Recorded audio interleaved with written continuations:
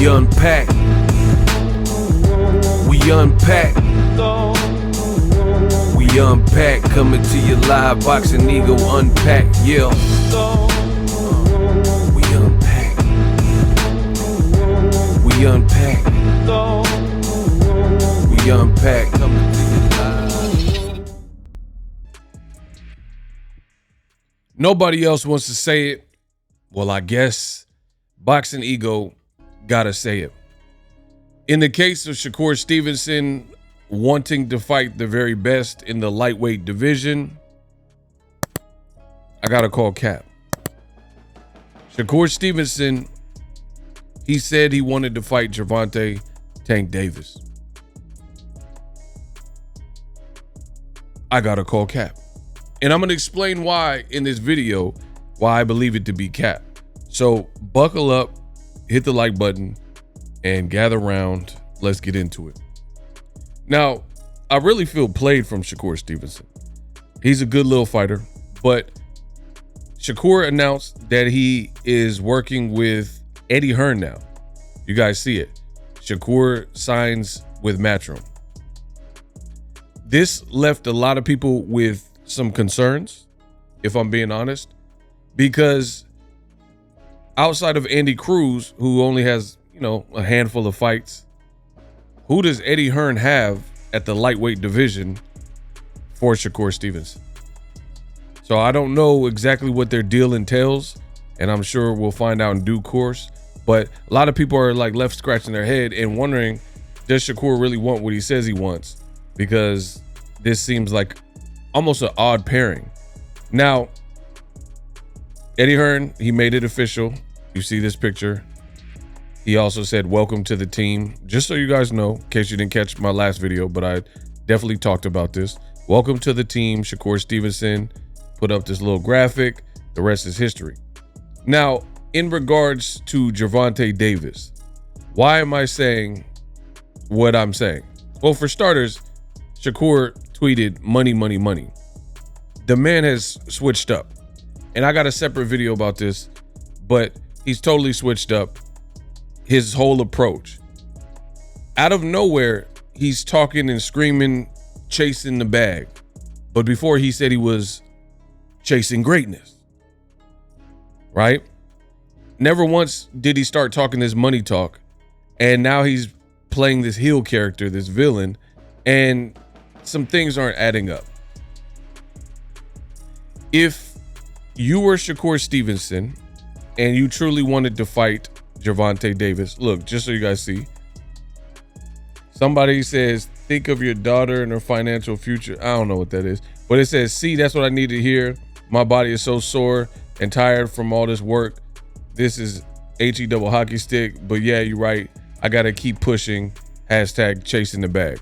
So now he's Mr. Chase the Bag, when again, he was saying hashtag chase greatness. So it's obviously a conflicting message that you are sending, and that's just very apparent. But I said this, and I'm gonna keep double downing, triple downing on it because I believe it. Shakur has claimed that he wants to fight the best, and he says he views himself and Tank Davis as the top two lightweights. So if you believe that, you have to ask yourself these questions. Why would you be fighting Joe Cordina? I get making money, but you just fought on your final fight with Top Rank versus Artem Harutyunyan. So it's not like we're talking about a guy who has, been out the ring 18 months, 11 months, anything like that. You literally just fought. And I'm sure Top Rank paid you. So what caused the mentality to switch? Beyond that, if you said you wanted Tank, how come, and we're seeing the pattern emerge here, right?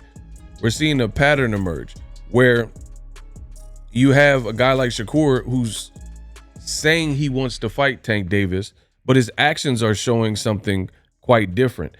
If you truly wanted to fight Tank Davis, why wouldn't you go where the action's at? Why wouldn't you try to sit down with Al Heyman and join up on that stable? Because the way you've been moved hasn't really been the same star build. And anybody that believes Shakur is a bigger star then Tank Davis, please unsubscribe to my channel because you don't know about boxing. So we already know Tank is face of boxing. We already know Tank is the A plus side over Shakur Stevenson. So again, if you truly wanted to fight him, why not go where the action's at?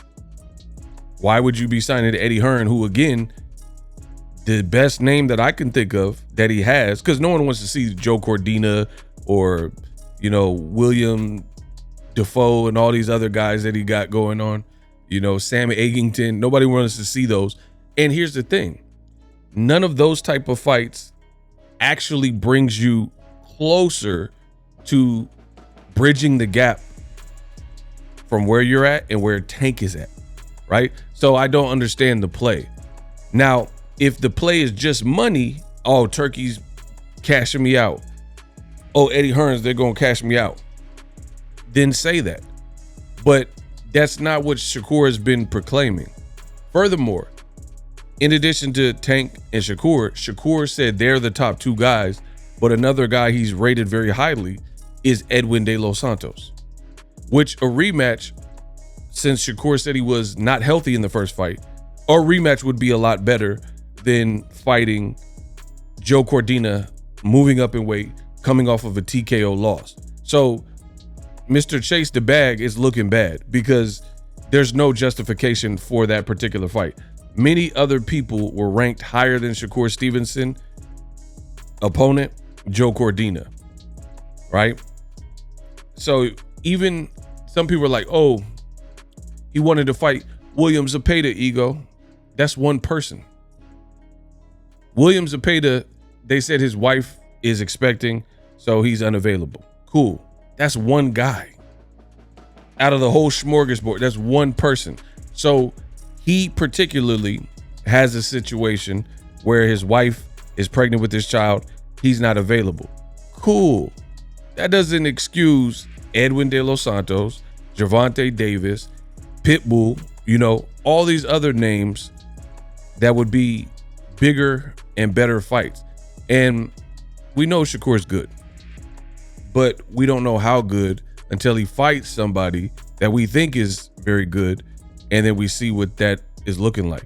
Same thing happened kind of with Devin Haney. Devin Haney was fighting guys who they were in their 30s. Devin being youthful and being bigger, like he's bigger than Jojo Diaz, bigger than Lomachenko, bigger than George Kambosos, who we fought twice, right? He was simply bigger than these guys, and he had youth on his side, and he's a good fighter.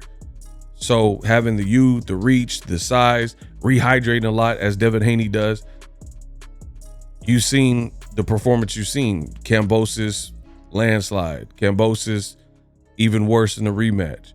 Jojo Diaz, pretty competitive, but Devin clearly won. Faded Linares, he was kind of on his way out, right? He already had several losses, been already watched him get stopped before. The moment he fought Ryan Garcia, things changed. You fought someone your age, your size, with some good attributes, power, speed, blah, blah, blah. Again, some people are going to say, oh, but it was the Osterine. Believe that if you want. If you believe that it was just all Osterine and Osterine turned him into an X-Men mutant, God bless you. The Osterine Asarm is not going to give you, especially the amount he had in his system and when he had it in his system, the day of the fight, day before the fight.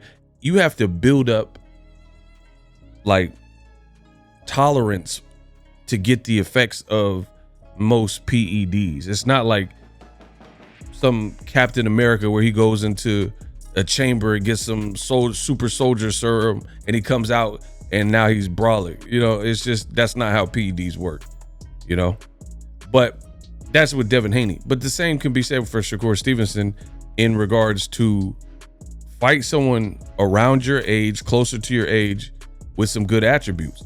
A rematch with Edwin De Los Santos. I don't know exactly how old he is, but that would be an interesting rematch. Shakur says he's a top 5 person and everybody's afraid of him. Why don't you fight him? Surely he's a better fighter than a guy from a lighter weight class coming off a loss. So that's why I said it feels like Shakur played us all, because now Shakur is talking about chasing the bag. And if you would have said that from jump, then maybe people could respect it. But then when you get on interviews and politic. And he legit did an interview with Andre Ward recently that was released. And he says, a lot of guys are afraid of letting their O go. I'm not afraid. Actions. Words are cool, but actions are better, right? They say the best apology is change behavior. Someone can tell you, oh, like a guy could tell his girl, oh, I'm gonna stop cheating on you, baby, I love you. Oh, I'm sorry, I'm gonna stop cheating on you. But if he keeps cheating, his actions are showing you what time it is, right? It don't matter what he's saying. It matters what he's doing. And let me show you this. Furthermore, with Shakur Stevenson, Forensic Files ego is back. You got to pay attention to what's being said. Robert Garcia posted a picture of Eddie Hearn and his fighter, talented Bam Rodriguez, right? Robert Garcia, you know, he's happy to be working with him, and he's just bragging about his fighter. No biggie. Out of nowhere, Shakur Stevenson says this. That's your best fighter. Bam Rodriguez is the truth. He is special. That other dude is mediocre. The other dude is mediocre. I'm going to beat the ish out of him. So glad he's in a belt organization.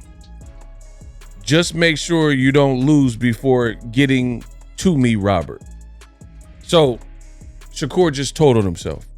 I know some of you guys aren't smart enough to catch it, but he just told on himself, right?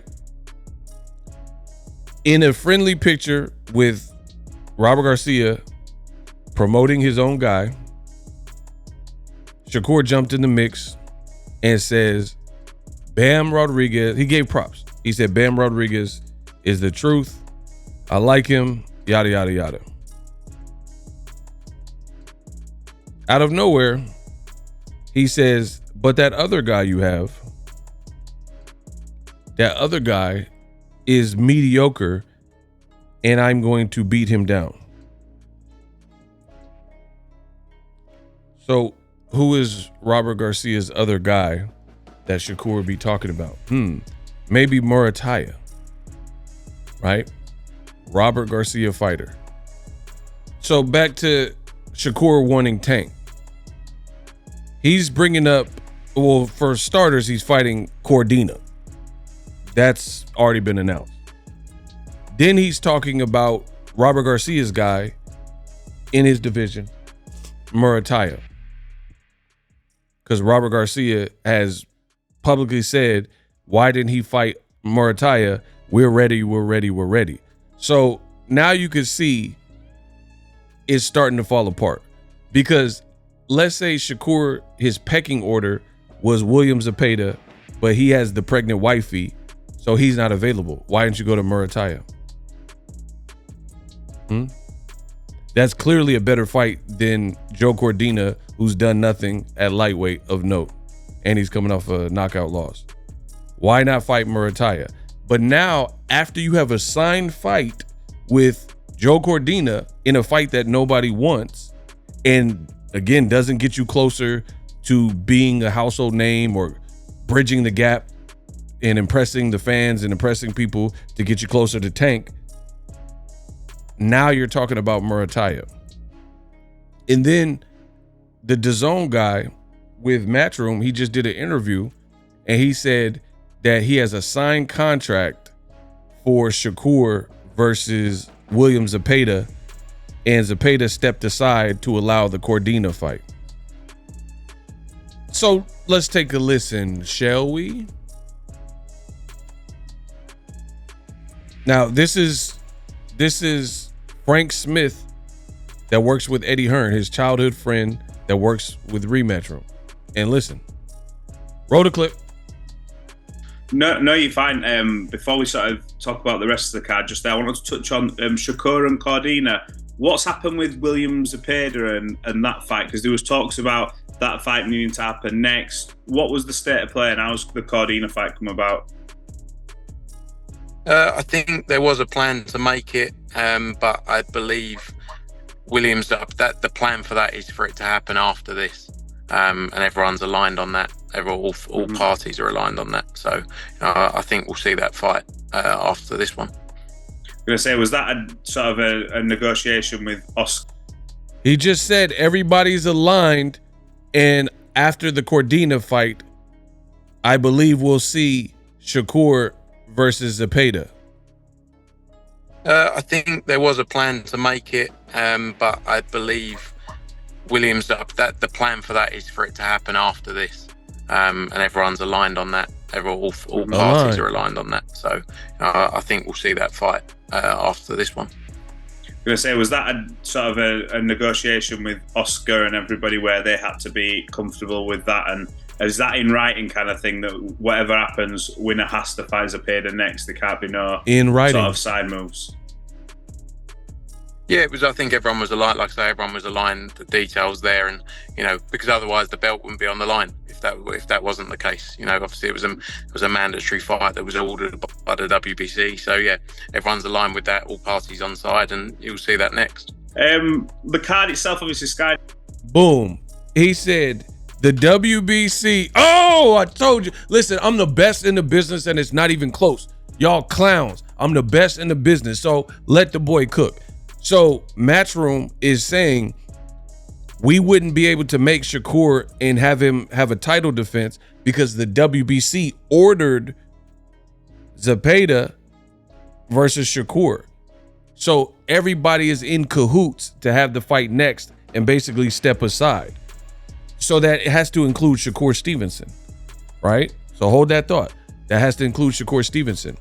So if everybody's aligned, that means Shakur. First of all, what does it mean? It means the Cordina fight is so trash that they already have planned Shakur's next move and he hasn't got past that. Versus if you put him in with Edwin De Los Santos or something, it wouldn't be advisable or wise to plan too much past that because he would have to get past Edwin De Los Santos. And some people even had Edwin winning. Or if you put him in there with someone tougher, on paper, maybe it's a closer match like El Rayo or something. Maybe it's a closer match. So you wouldn't want to plan the future. But they gave Shakur really a bad tune-up that nobody wants to see. And they've already planned his next fight. So it just proves what I've been saying. All these people, you got boxing media, you got content creators, and they're trying to cape for Shakur Stevenson and denounce what Boxing Ego is saying by saying that, oh no, it's a good fight and da-da-da-da. So here's the thing. How about the content creators who are telling you that Shakur versus Cordina is amazing? Tell them to buy a ticket to Saudi Arabia and go cover it.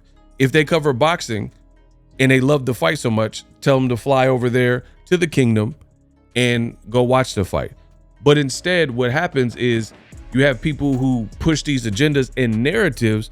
They're not willing to spend a dollar on Shakur versus Cordina. If you love the card, it got Chris Eubank versus a guy Triple G beat years ago, right? He been inactive.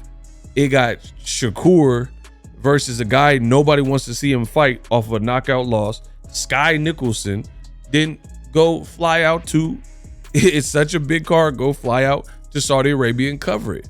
But they won't. They'll tell you it's great and use their channels. They'll use their platforms. They'll use their TikToks to convince you that, oh man, people are just hating on Shakur. This is a great fight. But I guarantee you this, they're not going to go out there. And the only people that do are people who probably live closer to Saudi Arabia, possibly in the UK, or people who are getting comped and flown out. Just like they did for Crawford and Dreamoff, where they comped all these celebrities tickets and pay for certain people to be there. It's a lot of fraudulent stuff in boxing. So that's one thing. The fight is so trash that they already have Shakur's next fight. But what else does that mean?